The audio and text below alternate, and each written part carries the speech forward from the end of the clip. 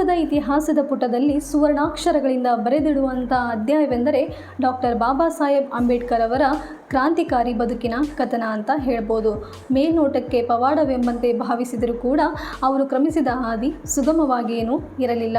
Doctor Baba Saheb Ambedkar ಅವರು ಪವಾಡವನ್ನಾಗಲಿ ಅದೃಷ್ಟವನ್ನಾಗಲಿ ನಂಬಿದವರೇ ಅಲ್ಲ. ಅವರು ತಮ್ಮ ಜೀವನವನ್ನು ಸತತ ಸಾಧನೆಯಿಂದ, ಸಂಘಟಿತ ಹೋರಾಟದಿಂದ, ಛಲದಿಂದ ರೂಪಿಸಿಕೊಂಡಿದ್ದರು.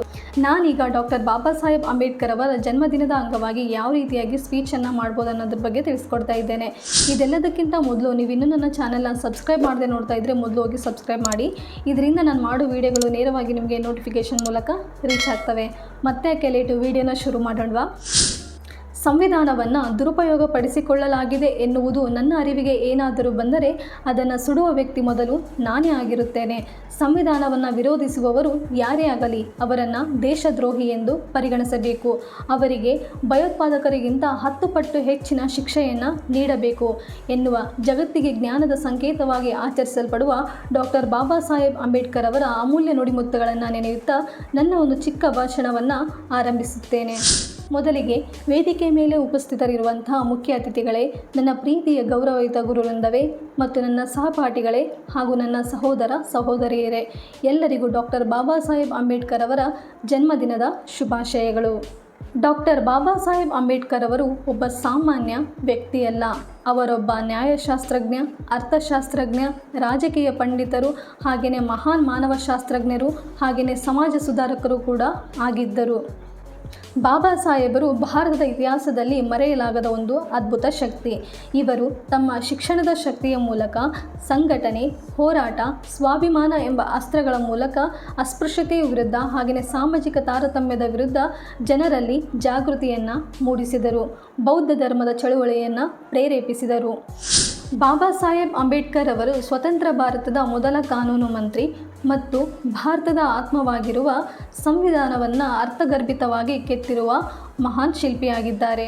ನಾನು ಈಗಾಗಲೇ ಅಂಬೇಡ್ಕರ್ ಅವರ ಬಾಲ್ಯ, ವಿದ್ಯಾಭ್ಯಾಸ ಹಾಗೂ ಜೀವನದ ಕುರಿತಂತೆ ಒಂದು ವಿಡಿಯೋನ ಮಾಡಿದ್ದೇನೆ. ಸೊ ಹಾಗಾಗಿ ಈ ಒಂದು ವಿಡಿಯೋದಲ್ಲಿ ಅದನ್ನೆಲ್ಲ ಸ್ಕಿಪ್ ಮಾಡ್ತಾ ಇದ್ದೇನೆ. ಹಾಗೆಯೇ ಹೆಚ್ಚಿನ ವಿವರಣೆಯನ್ನು ನಿಮಗೆ ನೀಡಬೇಕು ಅನ್ನೋ ಒಂದು ಉದ್ದೇಶದಿಂದ ಈ ಒಂದು ವಿಡಿಯೋನ ಮಾಡ್ತಾ ಇದ್ದೇನೆ. ನೀವೇನಾದರೂ ಆ ವಿಡಿಯೋನ ನೋಡಬೇಕು ಅಂತ ಅಂದ್ಕೊಂಡಿದ್ರೆ ಡಿಸ್ಕ್ರಿಪ್ಷನ್ನಲ್ಲಿ ಲಿಂಕ್ ಹಾಕಿರ್ತೀನಿ, ಒಮ್ಮೆ ವಾಚ್ ಮಾಡಿ. ಡಾಕ್ಟರ್ ಬಾಬಾ ಸಾಹೇಬ್ ಅಂಬೇಡ್ಕರ್ ಅವರು ತಮ್ಮ ಜೀವನದುದ್ದಕ್ಕೂ ಎಲ್ಲ ಸಮುದಾಯಗಳಿಗೆ ಸಮಾನ ಅವಕಾಶಗಳನ್ನು ಕಲ್ಪಿಸಲು ಹೋರಾಡಿದರು.